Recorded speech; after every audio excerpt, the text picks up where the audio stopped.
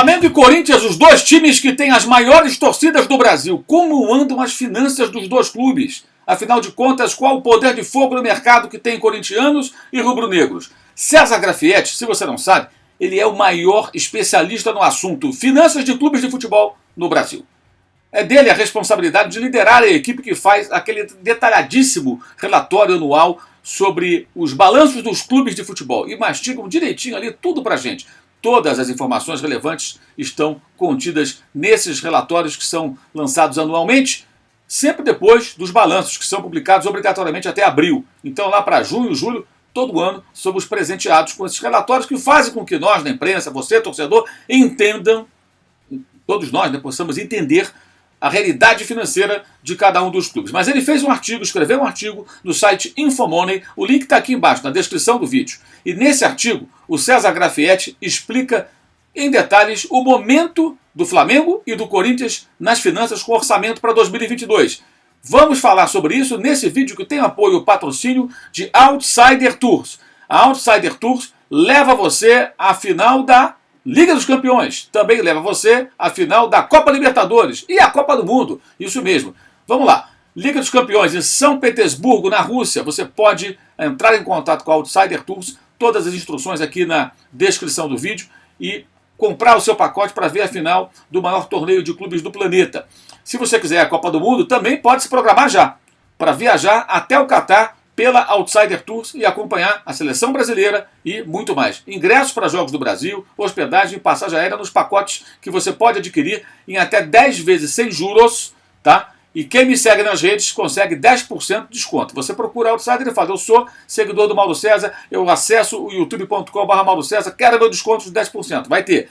E mais, Libertadores da América, atenção, se você acredita que seu time vai chegar à final, vá se programando rapidamente, porque dessa vez a final será em Guayaquil, no Equador.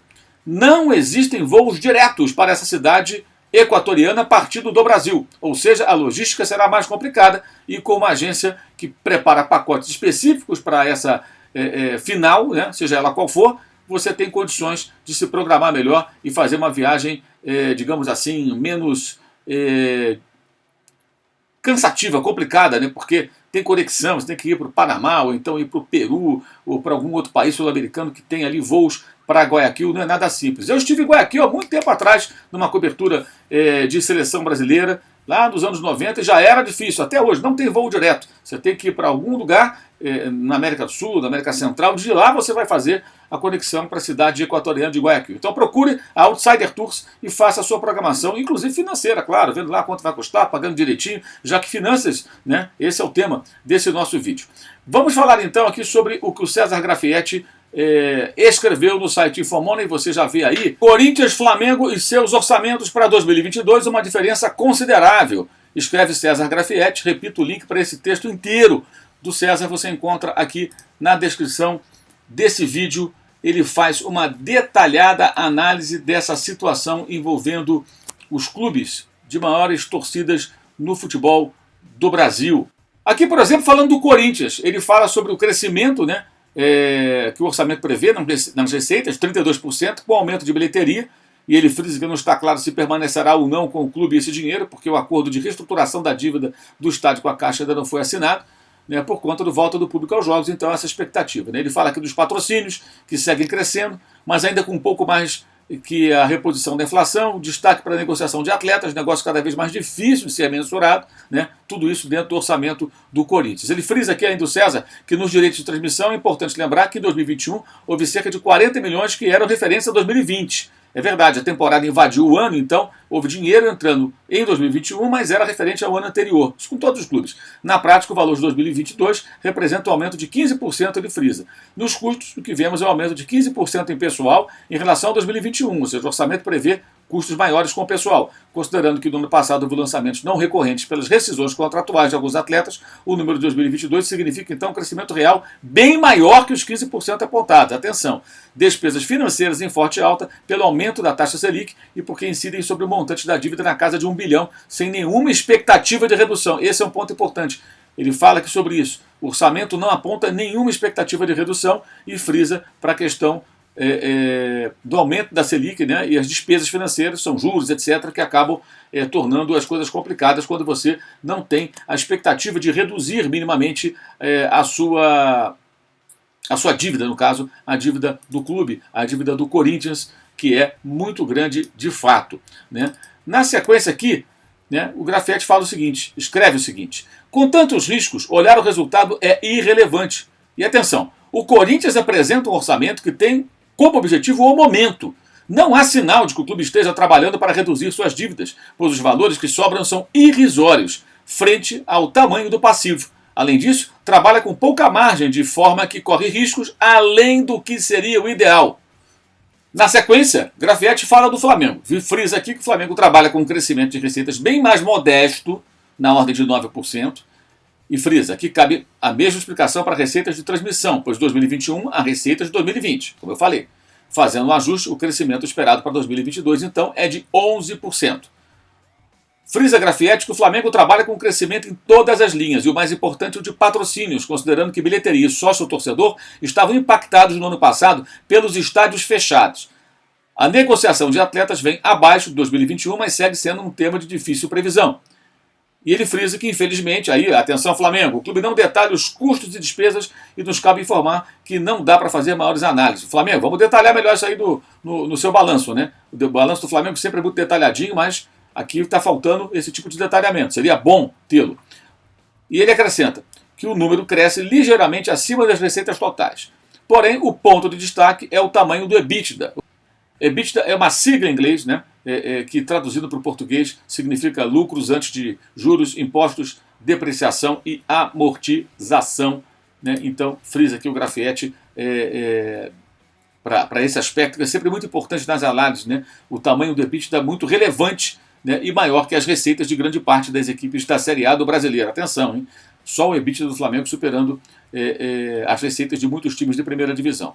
Aí vem a parte importante. Segundo César Grafietti, o resultado do Flamengo financeiro, nessa análise, é bastante confortável e para isso contribuem as despesas financeiras comportadas em função do endividamento sob controle.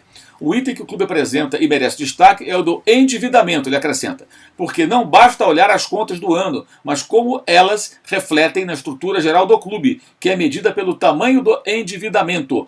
E aí ele vai além. Veja que após deduzir as despesas financeiras do EBITDA, o clube ainda teria 346 milhões de recursos para pagar dívidas e investir. O orçamento aponta a redução de 130 milhões em dívidas no ano de 2022. Isso dá, escreve César Grafietti, uma enorme folga na gestão que pode se planejar, contratar e até aumentar gastos, se houver alguma necessidade. É a análise do César Grafietti sobre esse aspecto nas finanças do Flamengo. E aí ele vai além. Quando analisamos o orçamento do Flamengo, fica muito claro que ele se baseia em aspectos de forte recorrência, manutenção de equipe forte, que vá longe das competições, lastreado em receitas de patrocínio cada vez maiores, e diz ainda, não dá para testar sua recorrência, mas para 2022 boa parte já está contratada. E aí vem um ponto que eu destaco aqui. Ainda assim, o clube gasta abaixo da capacidade, o que permite uma gestão eficiente e confortável.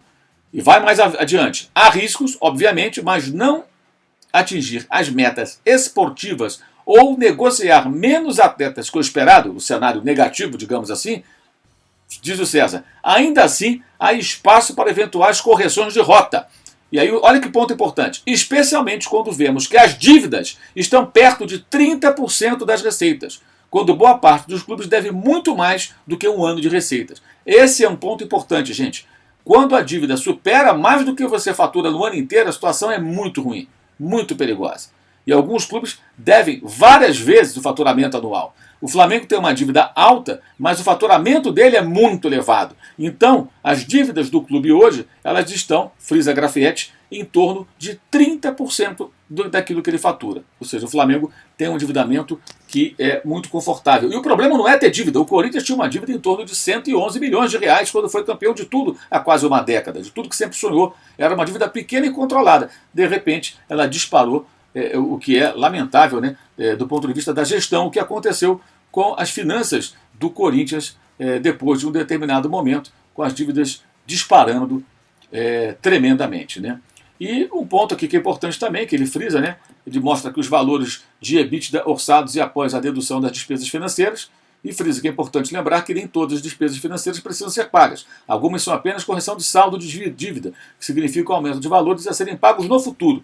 E aí ele frisa, observando os números ao lado, fica claro que sobra muito pouco dinheiro para o Corinthians reduzir dívidas e pouca margem de manobra para correções de rota. Ou seja, se alguma coisa der errado, não conseguiu se classificar, chegar numa final e tal, não vendeu o jogador, não tem margem. Enquanto no Flamengo o cenário é de certo conforto. Afinal, além de gerar mais caixa, EBITDA, ainda tem despesas financeiras comportadas, assim que eles chamam. Você vê aqui o quadro do lado, né, mostrando o momento de um e de outro com relação às finanças. É aí a análise do César Grafietti sobre as finanças do Flamengo e do Corinthians nesses orçamentos para 2022.